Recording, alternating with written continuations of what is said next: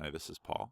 I did a teaser on my series on Abolition of Man, and I want to do some orientation because I think if we understand some things about how secularity works and its limitations, and in fact Sam Harris demands these limitations more stridently than anyone in the course of his conversations with Jordan Peterson, I think we can better understand why C.S. Lewis makes the choices he makes, and why I think, in fact, Peterson and Lewis have a lot in common, but Peterson hasn't yet gotten to where Lewis is. Let's take a look at that. Now, some basic orientation, and orientation is a very basic thing. There's up, and there's down, and there's before, and there's after. So there's above, up, heaven, or the heavens, and there's below, down, earth, down here at the ground. Now up on the top, in a sense, is from above is reason and rationality or rationalism. From below is empiricism. Now beginning, obviously, is the source, where things come from. There's time and process in the middle, and then there's end or ends or destination or telos. This is your basic orientation: up, down, before, after. So those are two axes that we're going to work with. Now I want us to again begin Vancouver 1, because in many ways the first few minutes of the first conversation were some of the best, because here Peterson lays out orientation and establishes agreements that there are. Now again, as we're going to see very much in this video, Peterson has a project, and it's an important project. And just as Mr. Plinkett says, you might not be aware of it, but your brain knows. The other elements of your consciousness committee know that Peterson is doing something important, and this is why Peterson is having such a dramatic impact on people, because he's actually working on problems that are very deep and very important that we are aware of. Now, where we're aware of it, I'm going to sound Jungian, but I would say in our collective unconscious, we're aware of these things. Now, Christians, don't panic.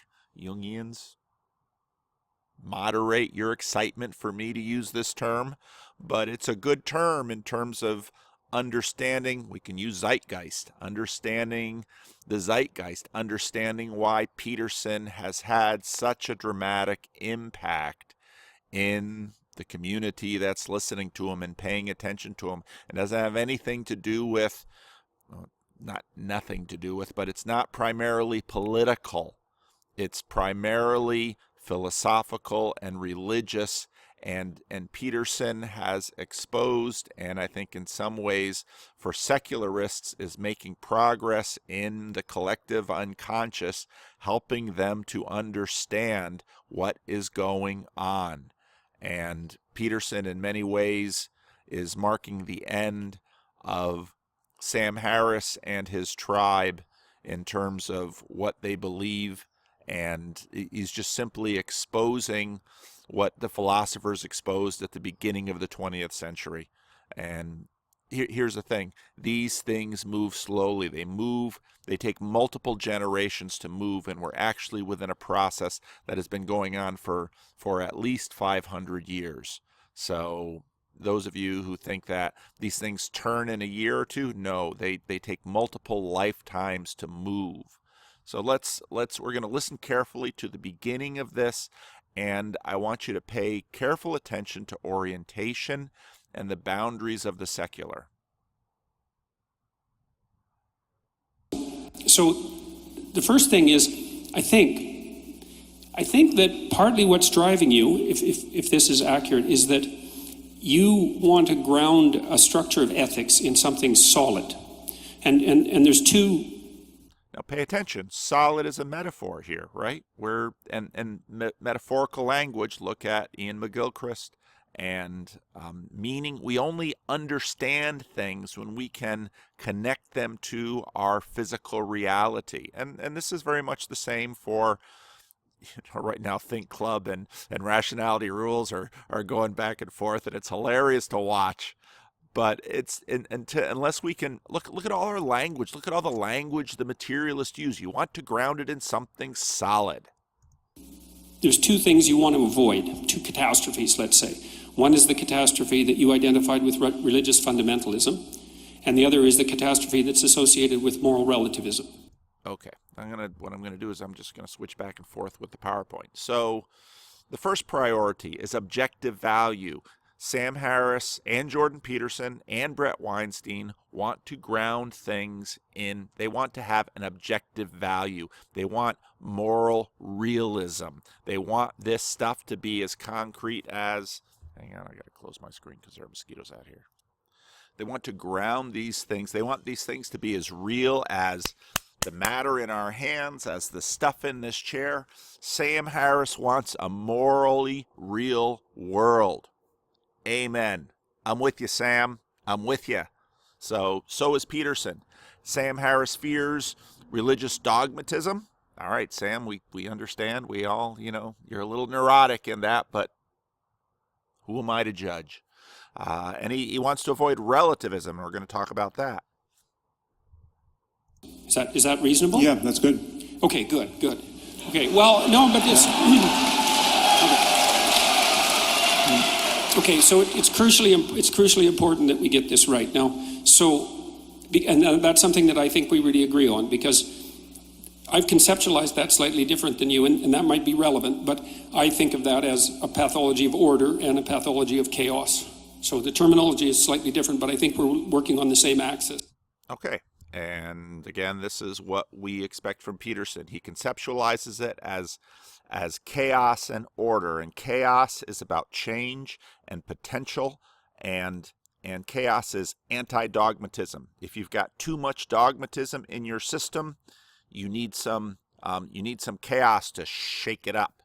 And order is about structure and endurance and anti-relativism. So if you've got too much chaos in your system, you need some order to tighten things up.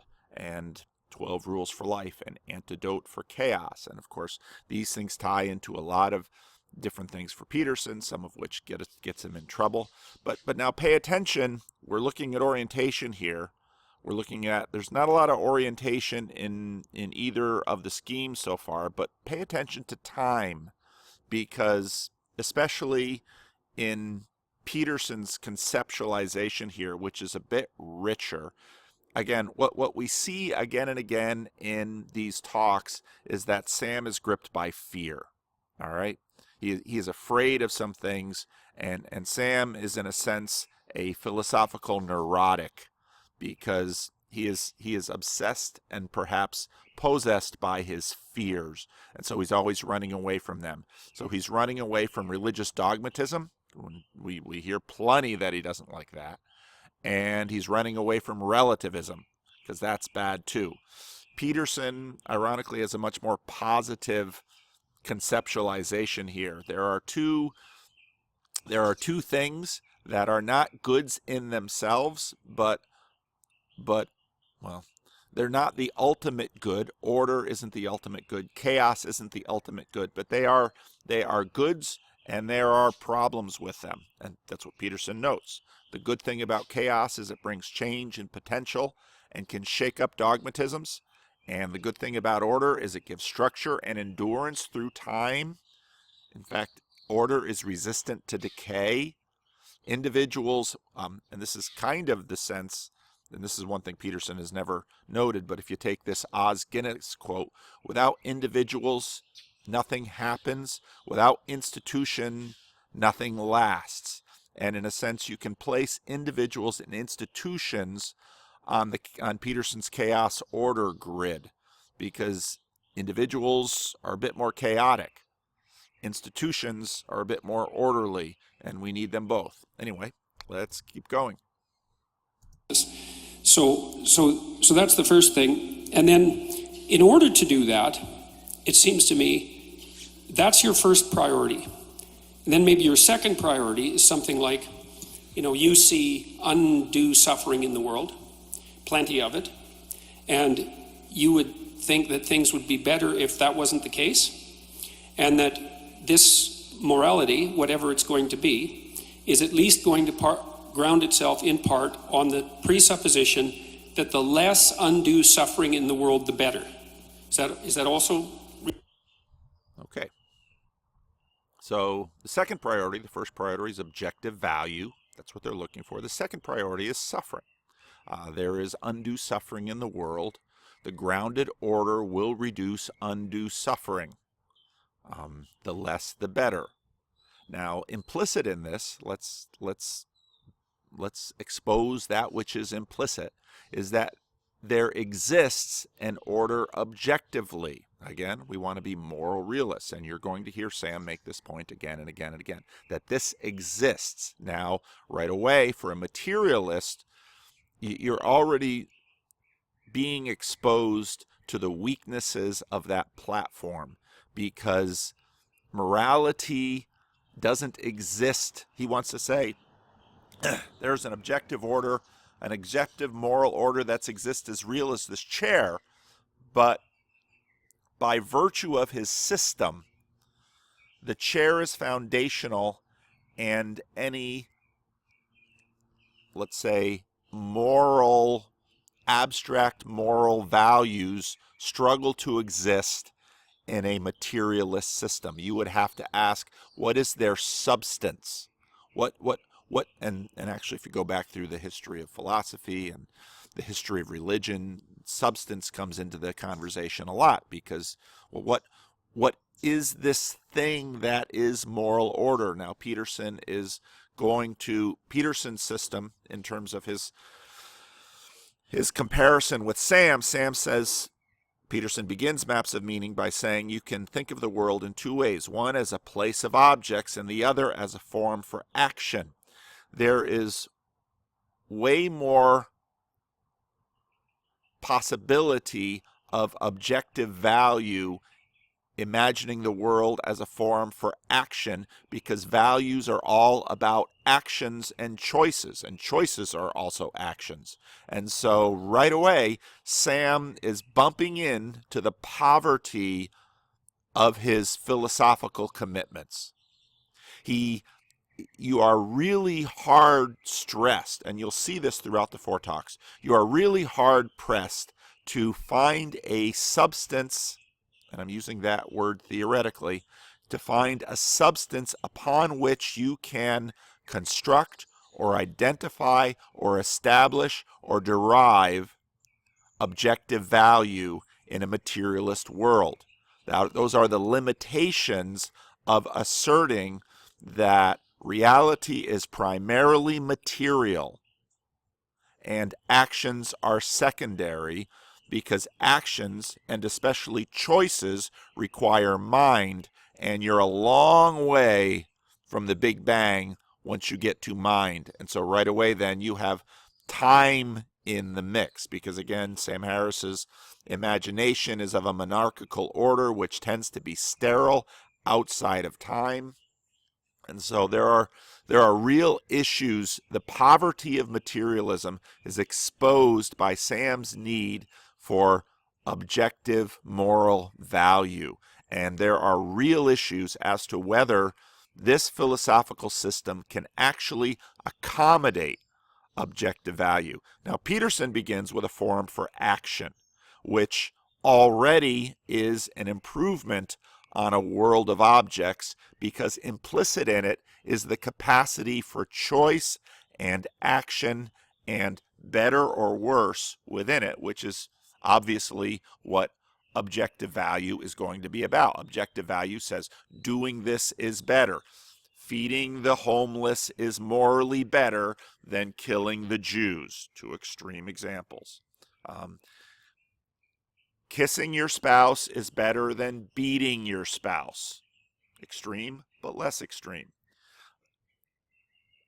It is difficult to conceive of moral values apart from a philosophical system or a worldview that from its beginning appreciates action. And as my friend in South Africa, I'll just call him that because he lives in South Africa.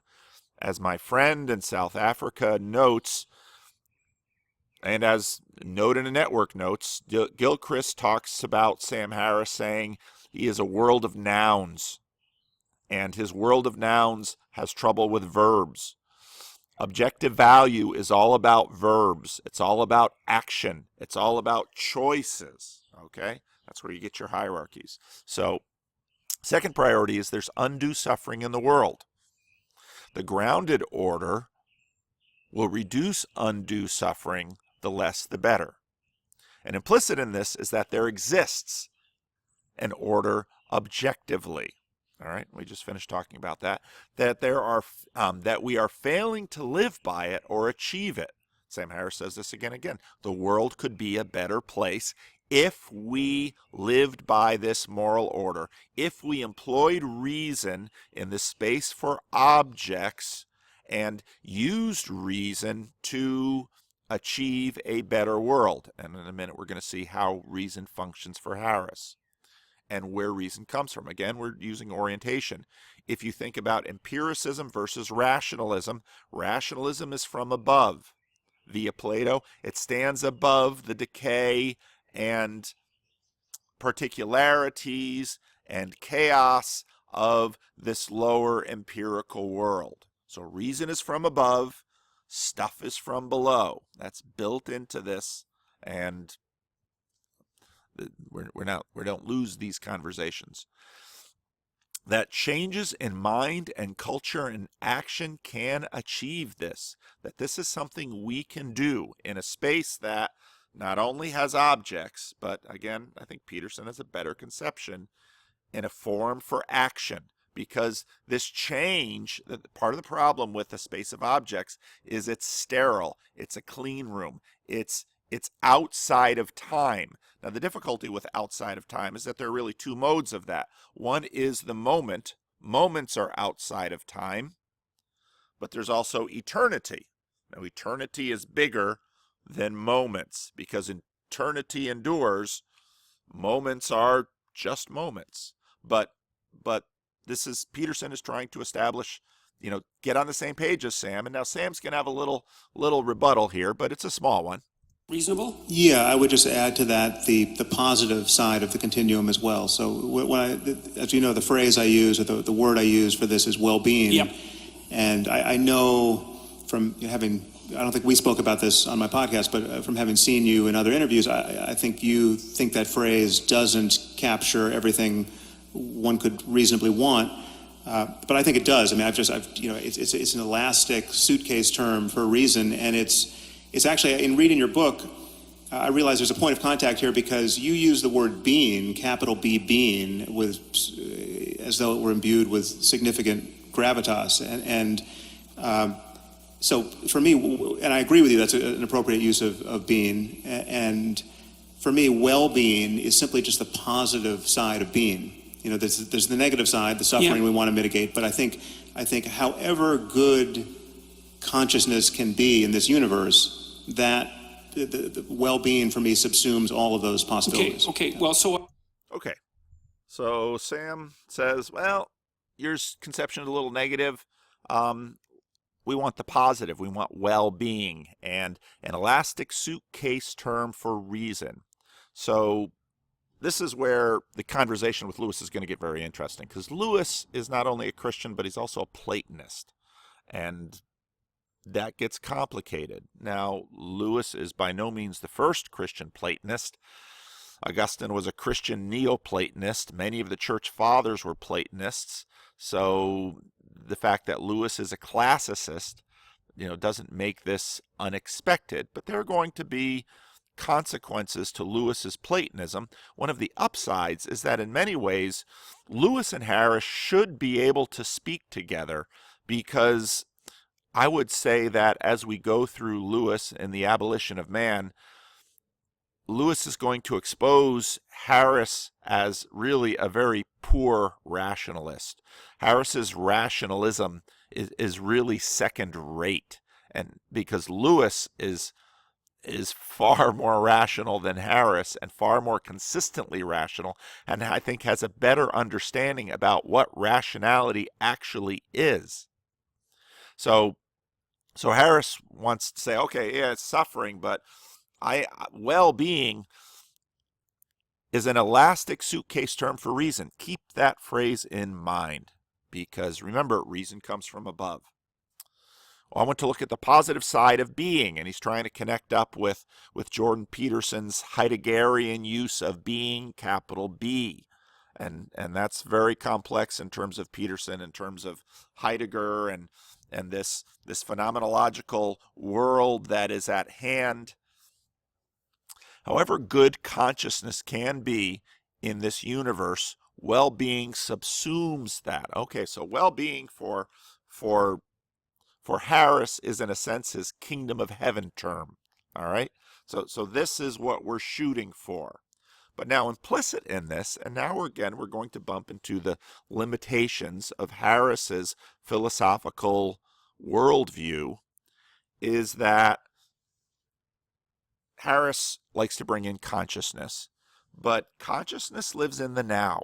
Okay, and as I said before, there's two aspects. There's the now and there's eternity, and consciousness lives in the now, and so Harris is really trying to get at well-being and consciousness in the now, and also pay attention to Sam Harris's limitations in this universe. He's a materialist, so there's his frame. So not only does action and objective value struggle to live in a materialist universe, because there really isn't philosophically a way to house it naturally, as there is even in Jordan Peterson's form for action conception. So that's a struggle. But you've got all the limitations of this universe, and you've got the limitations of now. So I might be having a great day, and the sun might be shining, and I'm getting along, all my relationships are really feeling fruitful, and I put out a video and it got 10,000 views, and on and on and on and on. Right there in that moment, in that now, I am feeling the well-being. But down here below in this universe, that well-being is threatened. It's threatened by age. I'm growing older. There's only limited number of moments I can have that my 80-year-old body, or I'm not 80, I'm 55, but my 80, 90-year-old body can achieve. And so what we tend to see in this, and we're going to get into N.T. Wright's Epicurean vision, what we tend to see are these succession of moments. And so in this worldview, not only do you have a bias towards objects in space, which has limited capacity for objective value, you've also got limitations in this universe of how good can well-being actually get, because my well-being is going to be limited to the experiences I can derive in succession of moments in this world now. All right. So I focused on the suffering element, I think, as I've done in my own work, because I actually think it's easier to zero in on in some sense. Like, I think it's easier for people, and I think you lay out the argument in the moral landscape kind of like this.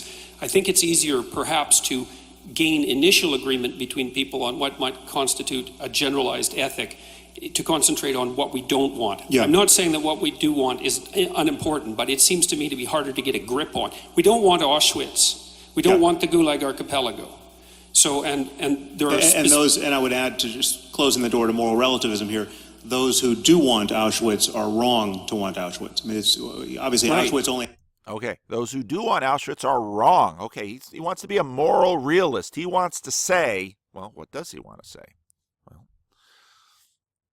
Auschwitz and the Gulag, those who do want these things are wrong. These are objective values that, now we're going to bump into the edges of the capacity of his philosophical system.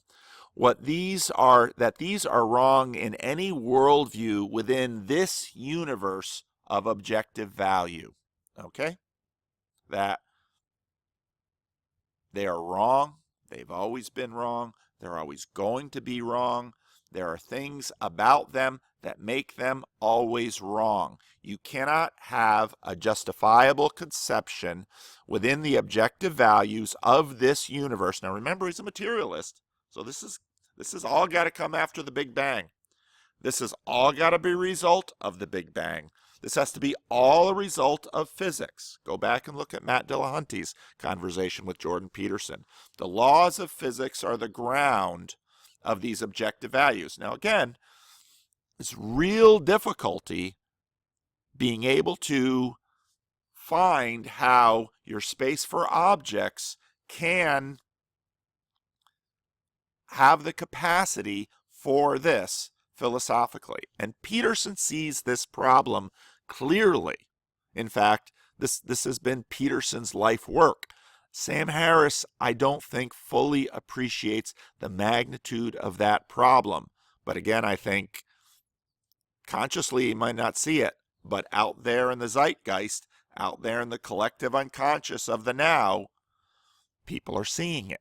And that's why Peterson is gaining listeners. That's why Sam Harris people are beginning to say, something's wrong. I don't know what to do with it. I don't know where to go with it, but I can sense something's wrong. And I'm slowly, my motivational structures are bringing me to listen to more Jordan Peterson. They're bringing me to think about religion. They're bringing me to ask questions. Now remember, this is about orientation. There's up, above, heaven, the heavens. Rationality is up there. There's down, below, earth, empiricism, stuff. It's all down here. There's the beginning, the source, where things come from. There's time and process in the middle. And then there's the end, ends, destination, telos, which is Greek, where things go. Now, secularism, let's talk about secularism sources and ends. Secular demands nothing from heaven, and throughout the courses of these talks, Sam Harris is going to reiterate this ad nauseum. No books from above, no revelation from heaven.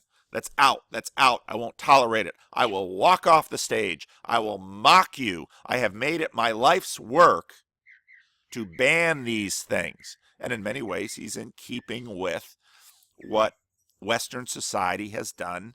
Western society has said you can have your religion, but you must keep it private. Out here in the public sphere, we will only allow what? Allow that which, well, it's actually 3 rooms. The source, we can go back in history and look at Darwin. We can look at matter from below, and we'll take reason from above. We won't take revelation. We'll take reason, okay? Reason does come from above. So we have before and below. We can have historical knowledge, although it's tough. We can have empirical knowledge from below, science. So science, in a sense, is timeless. Not really, but we want to imagine that. Rupert Sheldrake comes along and says, yeah, but you know, those variables, they keep moving. And gravity isn't quite spaceless. So we know that physics isn't quite as timeless and stable as we might like it to be, but good enough. We'll go with the pragmatics. Good enough. We can have historical knowledge, and that's the point that N.T. Wright makes. If you go back a couple videos about my video from N.T. Wright, in his first Gifford lecture, he says, hey, if you're going to do natural theology, that includes history. So you can talk about Jesus, and you can look at Jesus from a historical perspective. And that has been done now within secularism for quite a long time. People coming up with varying answers about the historicity of Jesus, so on and so forth. That's part of the reason why in conversation the historicity of the resurrection still keeps coming up, because again, it's from below. And what is permissible in the public square is that which is historical, that which is empirical, and even though we don't like to think of it from above, reason. All right? And that's kind of how we orient our universe. The big missing piece, however, in secularism are ends, are destination. Because, well, here's what we say about it. In secularity, in the materialist frame, there is an end, but it's not a terribly satisfying one. And this is where the simulation conversation comes in, because part of the reason I think the collective unconscious is being drawn to the simulation is because it is an out from the ends that we fear, because we are looking at, well, what are the great filters? Nuclear war. Well, we got through the Cuban Missile Crisis. Climate change. Are we going to get through this? Maybe, maybe not. But there is an end we can't get through, and that's the final filter. And it will come, and the whole universe will get there. And so part of us, we don't like to die. Part of us, we have eternity in our hearts, Book of Ecclesiastes. Part of us wants to imagine, well, if this is a simulation, then just like Walt Mossberg said to Elon Musk at the Code conference, or Recode, then we can maybe be rebooted. So this is the problem of ends in secularism. It comes from the ends come from the future, and our future in materialism, well, we know what it is, and it's nothing. Individually, it's nothing. In terms of the universe, it's nothing. It's just different time frames. That is why we have a meaning problem in materialism, because meaning is almost always rooted in the future. The future pulls us into it, and that's what gives it purpose. When you're working for a paycheck, the paycheck, which is in the future, is what you're working towards. That's what gives you meaning. Here's an old pastor story. Two people working identical, terrible jobs. One person works for minimum wage. The other person is going to get $1 million at the end of the year. What are the two experiences of conscious well-being during the same miserable job? The person working minimum wage is depressed because at the end of the year, they're just going to survive. Maybe. The person who's going to get $1 million is saying, I'm going to grind through this.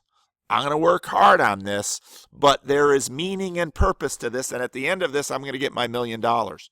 And this is the problem of secularism and ends, is that once your only end is death, the big sleep, or the universal death, meaning has trouble.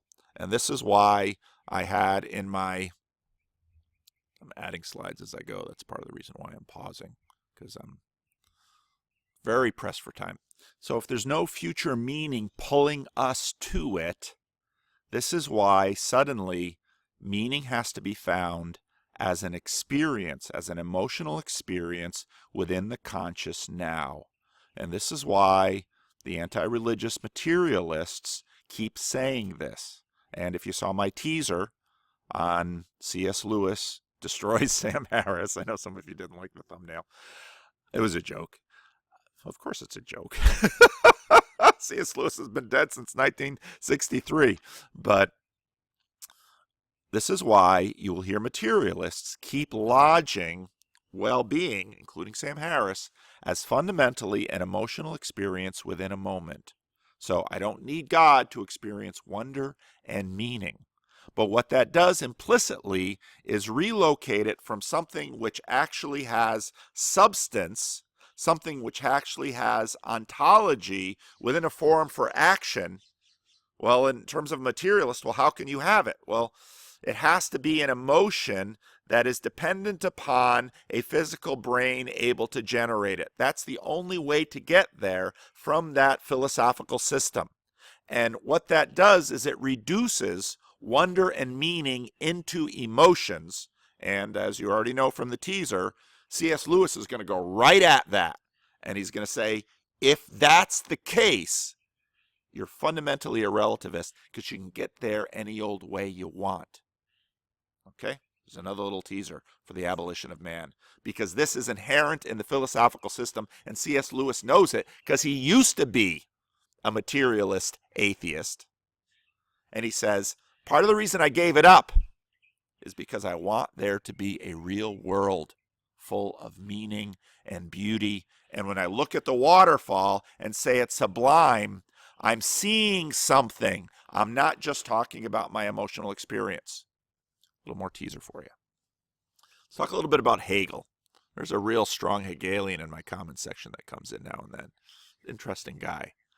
Hegel in the future. In the 20th century was a century possessed by Hegel. There are three humanist 20th century progressivisms. Now, Harari makes this point in his books. There are three humanist 20th century progressivisms. There's material racial progressivism, which is Nazism. The Nazis believed that the story of humanity is a materialist, racial story of progress. And that's why you could exterminate not just the Jews, but the Slavs and others, and why exterminating them, why killing them, why destroying their bodies and sterilizing them and cutting them off in a Darwinian fashion had for them metaphysical benefits. You know, if you read Bloodlands by Timothy Snyder, and you read so often how counterproductive, you know, Nazi Germany could have done a lot better in the war if they didn't have this religious bias of materialist racial progress. They expended a huge amount of resources to do this work. Well, why? Well, the same reason that ancients built temples. They were furthering the cause that they truly believed in. It was their religion that they were going to make the world better, because the human story is one of racial progress. And that, of course, is tied to Darwinism and Spencer. And so that's part of what they were working out. And Nietzsche. You know, all of those have ties into Nazi ideology. That's one of the progressivisms. But again, here you have an end in mind. Well, what is that end? That end is racial purity. Second 20th century humanism, progressive humanistic. Marxism, material, social, economic, labor process. Marx said the history of the world, following Hegel. See, Hegel is deeply into all these three things here. Hegel says, well, the story of the world is a materialist progress towards economic equality and social equality and labor equality. That is the story of the human race. And the Soviets imagined this story was inevitable when Joseph Stalin did what was pragmatically disastrous and cost, again, read Timothy Snyder's Bloodlands. When Joseph Stalin starved the Ukraine and Belarus, and Peterson talks about this a lot, when he starved them, when he did what was crazy in terms of food production, he did it because you had to instill the dogma upon the world. And Stalin, again, was just as much a, now, Sam Harris folks, you might be hearing points here. Stalin acted religiously in that, well, we're going to deny the evidence that these kulaks are actually growing great food and that all this thing that's causing tremendous misery, well, you got to break some eggs. And so we're going to starve these people. We're going to reorganize these farms. We're going to reorganize the world because our ideology says this is the wave of the future. The future is pulling us into it. So racial purity pulled the Nazis into Auschwitz. Labor utopia, social utopia, economic equality pulled the Soviets into the starvation in the Ukraine and Belarus because that was what they needed to do. It's just as religious as someone from the Jehovah's Witnesses not getting a blood transfusion, okay? And Sam Harris, to a degree, rightly says this is religious. Now, Peterson's going to nuance this, and Weinstein's going to nuance that. But yeah, that's religious. But you have to, when you're using religious, then you can't, on one hand, say religious is only about supernatural dogmas from above. But over here, religious includes the Soviets, who denied supernatural dogmas from above. You have to be consistent with your definition of the word religion. But there are three 20th century humanist progressivisms. And the third one is the one in the West. Secularized Christian postmillennial progress. And if you listen to N.T. Wright's Gifford Lecture 1, N.T. Wright is going into that because that was what had developed in the West, in the English-speaking world, in America, in Britain, to a degree in France and Germany, and in the other countries of Europe, that we are in the millennial. We are in the millennium. The Christianity is triumphing, and this had been going on in Europe for a couple of hundred years, and N.T. Wright walks through that. I think what's really clever about what N.T. Wright does is notice the connection with Epicureanism. So this has lately, now after the Cold War, after we recruited God to help fight the Nazis and then the Soviets, and then we were attacked by Islamic fundamentalism, that flipped Sam Harris, and now we're anti-religious, using the small definition of religion, okay? But what has happened to the progressivism? What has happened to this secularized Christian post-millennial progressivism? Well, it's morphed now since our struggle with Islamic terrorism. It's morphed now into an Epicurean progressivism. And now N.T. Wright again notes that this progressivism is not Greek. You can't get this from Epicurus. Because remember, the Greeks and their timelessness, well, they're going to live in the moment and they're going to experience pleasure. The kingdom of God, in a sense, comes into all these little Epicurean communes. And go onto YouTube and look up Epicureanism, and there's some really good YouTubes out there explaining what it is. N.T. Wright notes that this ethos of well-being, which is basically Harris, gets fused with a progressionism. And Harris is right there in this. Harris believes that we can employ reason from above with what we know from the past in Darwin and what we see in the stuff of earth and empiricism, and we can achieve greater well-being in the world. Now, it's severely limited because it's limited to the individual. Once I die, no more well-being, it's just nothing. And once the universe dies, no more well-being, it's just nothing. But until then, let's be Epicureans and let's add some progressivism that we bring in from Christianity and say it can get better. Well, from Christianity and from Hegel, who also gets it from Christianity. And this is dominant in the West right now. Now, progressivists imply ends, as I've been saying. Nazi end is progressive racial purity. Marxist end is economic social equality. Progressive Epicurean end is happiness equality. Now, pay attention in our cultural conversations. We are, even look at the Kavanaugh-Ford thing going on in Washington. What possesses us when we listen to Dr. Ford? We go into that moment and feel her terror. Now, whatever happened in that situation, whatever 17-year-old was on top of her, grinding on her, covering her mouth, her experience of fear of being raped was real. This sucks us in. Why? Because we are looking for happiness equality. And it's got to be in consciousness, and it's got to be in the moment.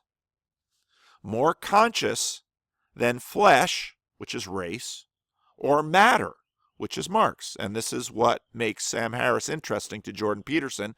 I think Jonathan Peugeot has that right, because Harris much more has the zeitgeist, at least I think the zeitgeist that is beginning to decline, but the zeitgeist that what is most important is happiness equality. And now what Sam Harris wants to do is be the well-being evangelist, that we can produce happiness equality with reason out into the world and make the world a better place. And we will not have matter equality or material equality. You know, it's not Bernie Sanders, But there's a relationship there, because we say, well, if you have more material equality, you'll have more happiness equality, because, of course, less material equality, poverty can lead to unhappiness, but material doesn't necessarily scale up. So we're going to be smarter with our happiness studies, and we want happiness equality. This is Sam Harris's project. But how will you ground it? That's the struggle. So here we have the advantage of religious narratives, because stories have beginnings and endings. And you see it in the movies. There's happily ever after. Once upon a time to happily ever after. You have source, once upon a time, and you have ending, happily ever after. And that ending gives you your meaning, your telos, your goal, your purpose. And as we've said already, materialism has a real problem knowing how to locate objective value, and it also has a real problem with ending, because there is no happy ending. It's just nothing. Secularists and postmoderns are skeptical. They come from are skeptical about religious narratives because they come from heaven. Now, reason will take from above, but not revelation. All right? Also from heaven comes authority. Now, authority comes from arche, which is source and hierarchy, status on the hierarchy, and authority. Again, these are religious narratives. They impose meaning on matter. Ends, eschatology pulls history towards it. It has gravity in a sense. And Darwin can only push. So now we're looking at push and pull. Eschatology, or ends, or future, pulls us towards it. The person who is working this horrible job because at the end of the year they're going to get $1 million, they have meaning. They have well-being. It's the future of their $1 million is pulling them towards them. Darwin can only push.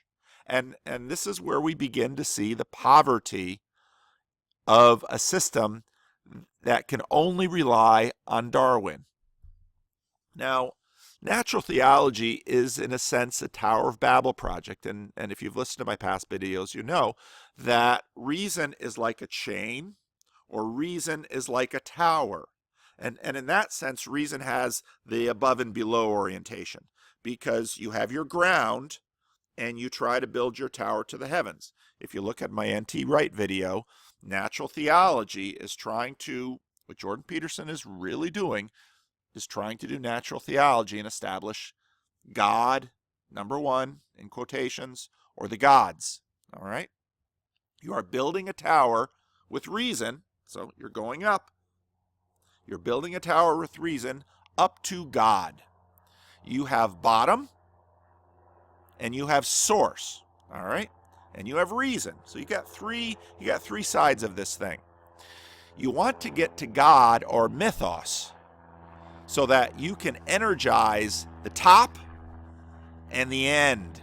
And that's why Peterson is focused on meaning. He wants to energize the end, because the end pulls us towards him. And even if you look at Jordan Peterson's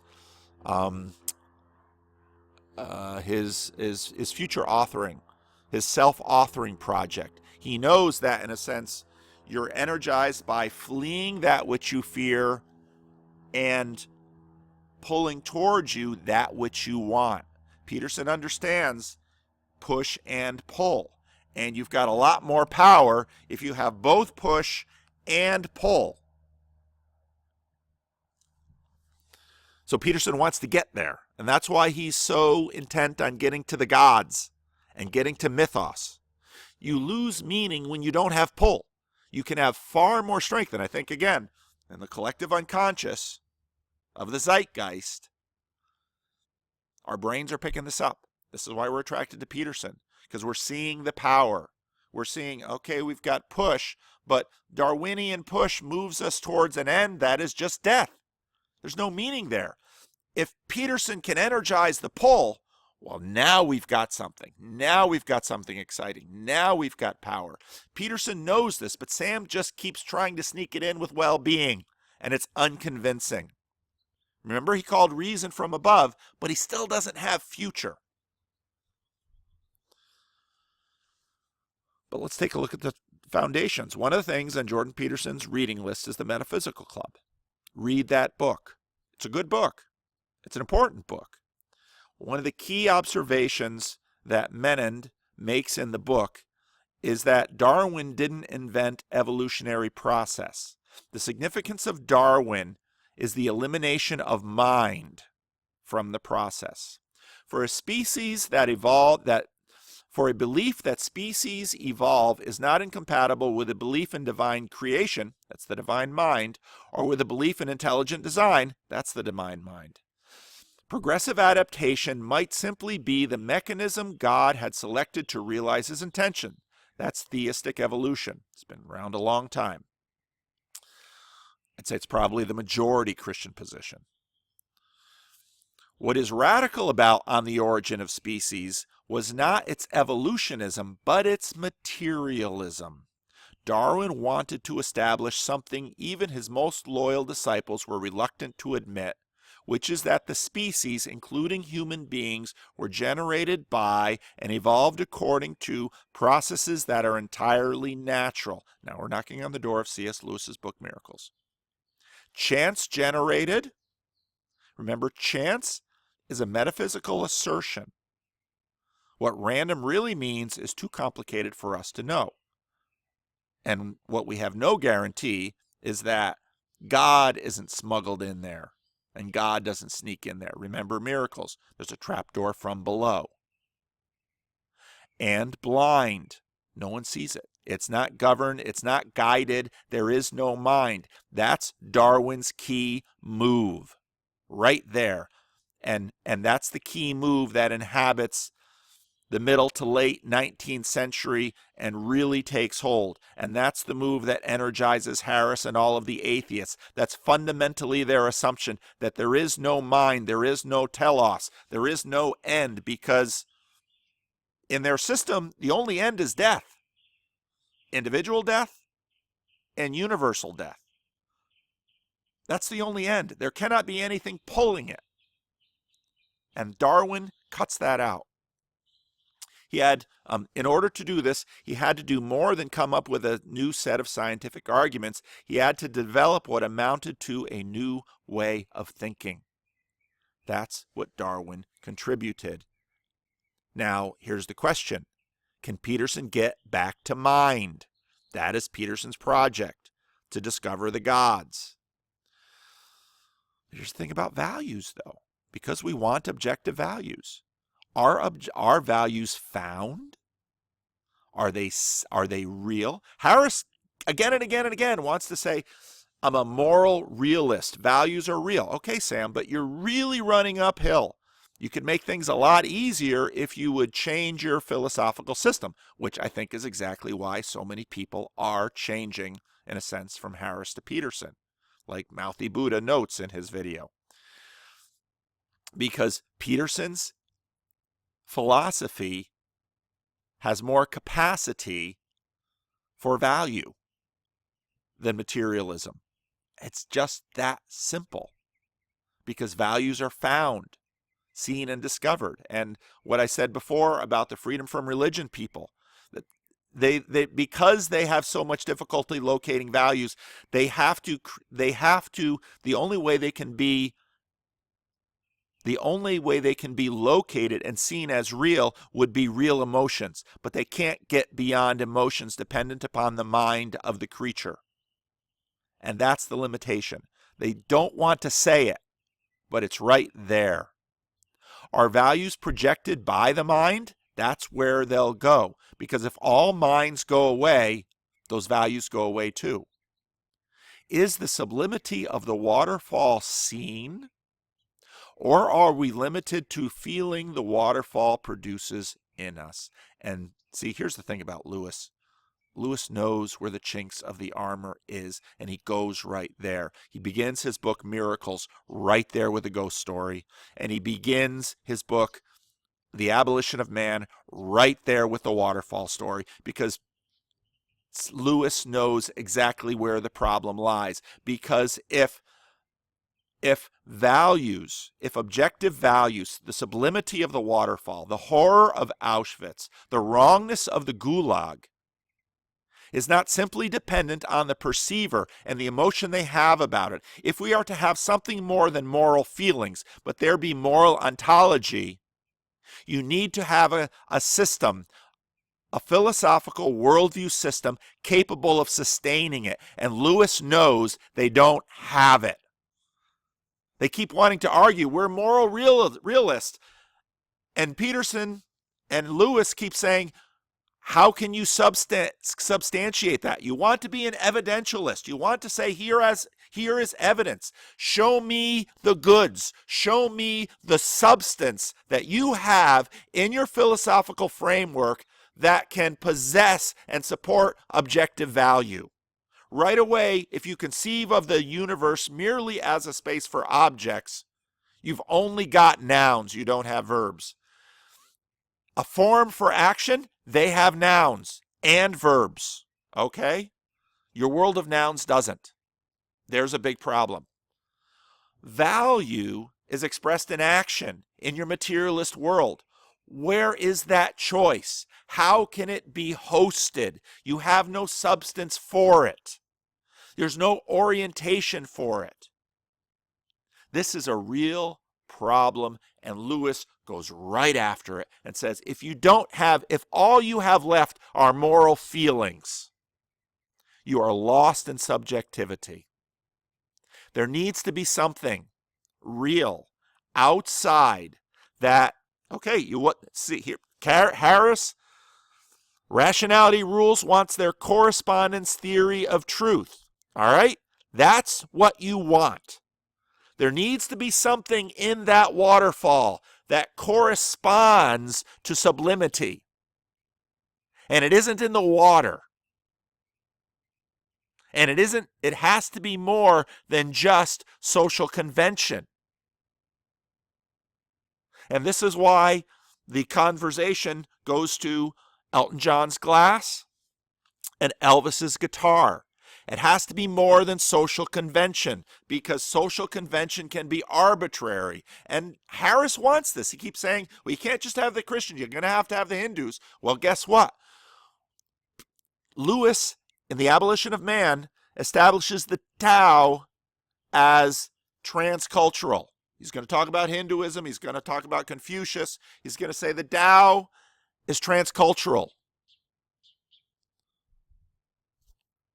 Peterson knows this is a real problem, so he's using bottom, beginning, and push to try to get to mythos so that he can justifiably bring in the treasure of the past, which includes end, purpose, and meaning. He wants to create a story.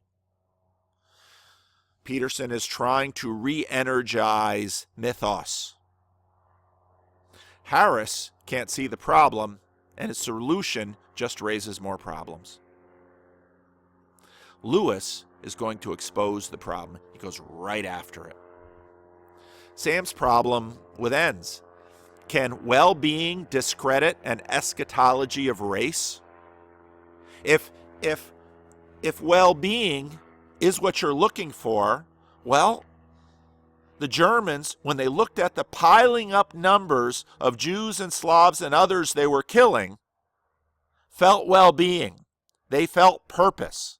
They felt they were improving the race. Even if they died, every Jew they killed wouldn't reproduce.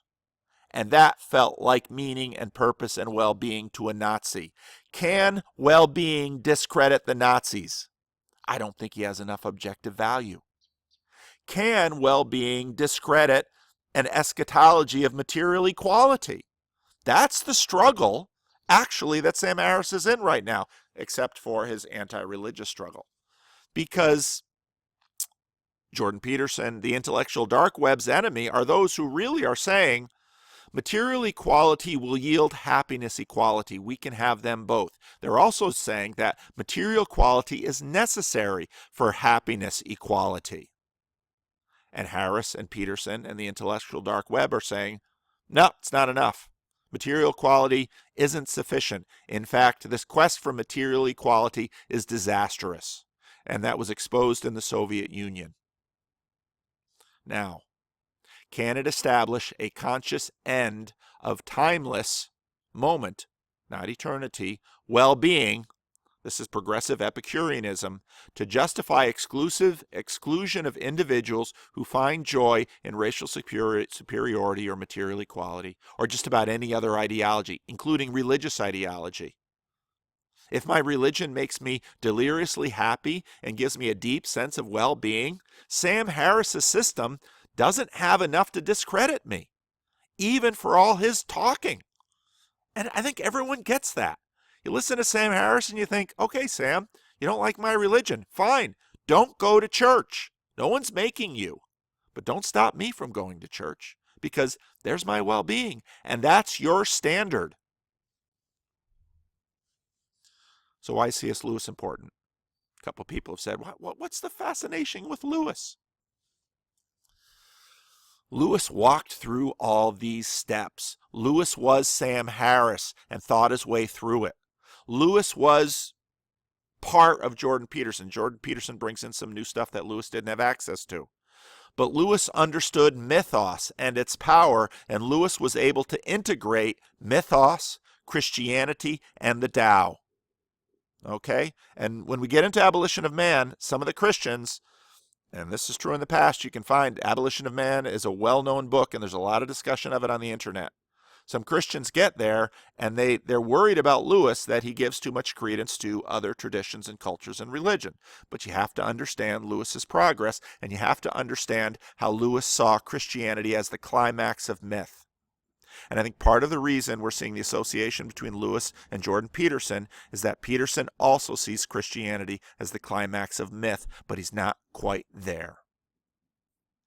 Because he's not reading Lewis's books, Jordan. Read Lewis. Ugh. Work to justify the full religious narrative. That's what Lewis does. He sees secularity as unimaginative, and he's with Peterson on this. He also sees it as incapable of yielding the ends necessary to exclude the 20th century material progressivisms. Lewis wrote in the middle of the fight with communism and with Nazism. He wrote in that context and with the beginnings of Epicurean progressivism in the West. That's where Lewis wrote, and he was right there, and he saw it happening, and that's what his books are about. And that's why he's terribly germane to this conversation. He's going to bring back the Tao. He makes an argument that objective values have been universally accessible in history beyond just Christianity. You can find some of it in Confucius. You can find some of it in Hinduism. You can find it in Islam, but then you're in the Abrahamic stream. You can find it all over the place. And he says these 20th century progressivisms, part of why we know they're evil, Sam Harris is right, they're evil. But what Sam Harris doesn't have is the way to show that it's evil. C.S. Lewis does. And C.S. Lewis does because his philosophical system and worldview has the capacity for objective value. Sam's is too skinny. Jordan's trying to get there. Because Lewis has a full religious narrative, so you can actually energize heaven and earth, past and future, and it all comes together in a story. And Lewis does this better than most. That's why Lewis is important. So there's my orientation video on this. It's about an hour. I hoped it'd be shorter, but I'm wordy. And I have a lot of travel this week. I am going to be in Denver Friday and Saturday. I haven't really figured out my plans for Denver. Friday I'll be working. I might have some time Friday night.